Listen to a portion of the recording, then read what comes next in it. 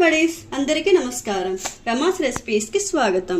ఈ రోజు మన కిచెన్ లో మినపగారెలండి. శ్రావణ మాసం వచ్చేసింది కాబట్టి అమ్మవారికి శ్రావణ శుక్రవారాల్లో మనం పెట్టే ప్రసాదాల్లో మినపగారెలు ఒకటి. అయితే బయట క్రిస్పీగా లోపల సాఫ్ట్గా ఎంతో రుచితో మనకి మినపగారెలు తయారు చేసుకుందాం. రండి ప్రాసెస్ చూసేద్దాం. ఇప్పుడు గారెల కోసం 1 కప్పు మినపప్పు నానబెట్టుకుంటున్నానండి. ఈ మినపప్పుని 3 నుంచి 4 గంటలు నానబెట్టాలండి, సరిపోతుంది. పప్పు నేను గ్రైండర్ చేసుకున్నానండి. ఆ పప్పుని మనం ఇలా ఉండాలి, పప్పు కన్సిస్టెన్సీ అనేది ఇంత గట్టిగా ఉండాలి, ఫ్లఫీగా ఉండాలి పప్పు అనేది. గారెలు మెత్తగా ఫ్లఫీగా క్రిస్పీగా రావడానికి మనం పప్పుని ఇలా కలుపుకోవాలండి. ఒక పక్క నుంచి ఇలా కలిపితే పప్పు చాలా ఫ్లఫీగా తయారవుతుంది పిండి అనేది, గారెల పిండి. ఇప్పుడు ఈ పిండిలోకి మనం బాగా సన్నగా కట్ చేసి పెట్టుకున్న అల్లం ముక్కలు అనేవి వేసుకోవాలి. సాల్ట్ అండి, రుచికి తగినంత వేయండి. అలాగే కొంచెం జీలకర్ర. ఇప్పుడు ఈ మిశ్రమాన్ని బాగా కలుపుకోవాలి. మనకి గారెల పిండి రెడీ అయిపోయిందండి. అయితే నేను గ్రైండర్లో చేయించాను కాబట్టి దీంట్లో వంట సోడా వేసుకోక్కర్లేదు. ఒకవేళ మీరు మిక్సీలో వేయించుకునే పని అయితే మాత్రం కొంచెం వంట సోడా వేసుకోవాలి గారెలు క్రిస్పీగా రావడానికి. ఇప్పుడు మీకు ఒక టిప్ అండి, ఒకవేళ గారెల పిండి మిక్సీలో వేసే పని అయితే కొంచెం జారుడుగా కొంచెం పలుచగా అయిపోతుంది అనుకోండి.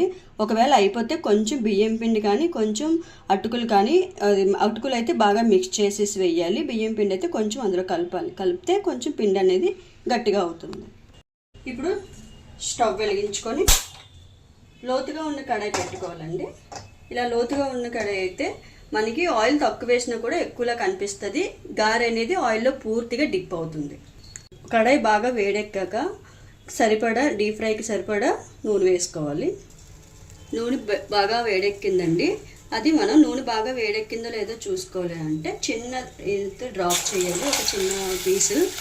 దాన్ని బట్టి మనకి అర్థమైపోతుంది నూనె బాగా వేడెక్కిందని తెలుస్తుంది.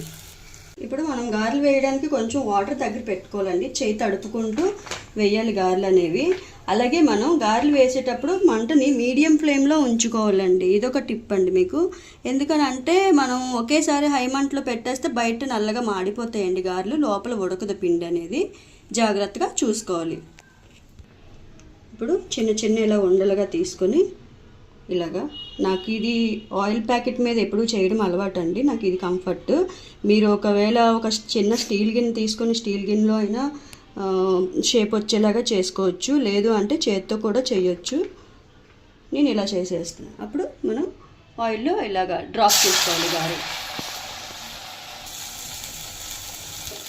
ఇలాగే గారెలని ఒకటి ఆయిల్లో డిప్ చేసుకోవాలండి.